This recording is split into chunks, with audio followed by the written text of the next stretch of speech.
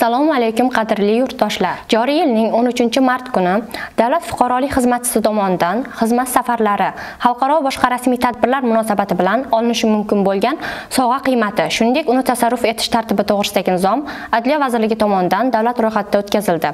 Ro'yxat raqami 3425. Mazkur nizomga asosan Davlat fuqarolik xizmatchisi O'zbekiston Respublikasi hududidan tashqarida amalga oshiriladigan xizmat safarlari, xalqaro va boshqa rasmiy tadbirlar, shuningdek O'zbekiston Respublikasi hududida o'tkaziladigan xalqaro boshqa rasmiy tadbirlar munosabati bilan sovg'a olishi mumkin. O'zbekiston Respublikasi hududida o'tkaziladigan xalqaro boshqa rasmiy tadbirlar bilan bog'liq bo'lmagan xizmat safarlari munosabati bilan davlat fuqarolik xizmatchisining sovg'a olinishi taqiqlanadi. Mazkur nizom talablariga rioya etish davlat fuqarolik xizmati lavozimlarining davlat reyestriga kiritilgan lavozimlardagi barcha davlat fuqarolik xizmatchilari uchun majburiydir. Davlat fuqarolik xizmatchilari tomonidan o'zlarining xizmat vakolatlarini jismoniy va yuridik shaxslar manfaatlarini ko'zlab bajarish yoki bajarmaslik evaziga ulardan har qanday sovg'alar olish taqiqlanadi. Bundan davlat fuqarolik xizmatchisi tomonidan alohida xizmatlari uchun davlat organining tegishli qarori asosida olingan sovg'alar, shuningdek musobaqalar va tanlovlarda erishgan yutuqlari, davlat bayramlari, nishonlanadigan sanalar hamda boshqa rasmiy tadbirlar munosabati bilan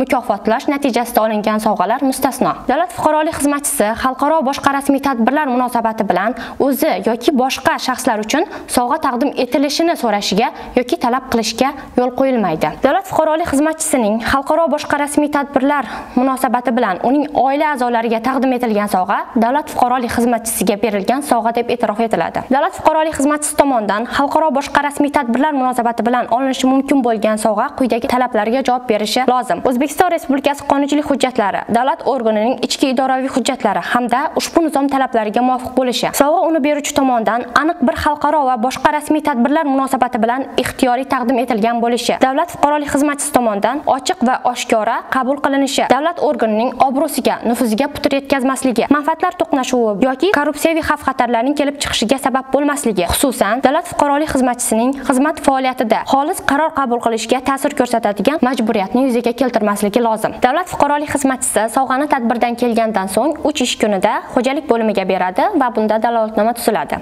Agar sovg'aning qiymati aniq bo'lmasa, xo'jalik bo'limi uni baholaydi va uning qiymati bazaviy hisoblash miqdorining 4 baravaridan ko'p bo'lmasa, u davlat xizmatchisida qoldiriladi.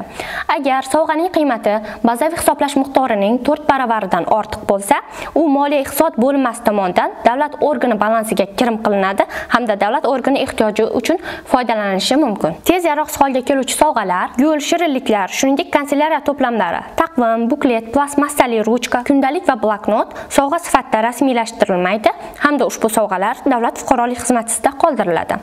Mazkur nizom talablari barcha davlat fuqarolik xizmatchilari uchun majburiy hisoblanadi. E'tiboringiz uchun tashakkur.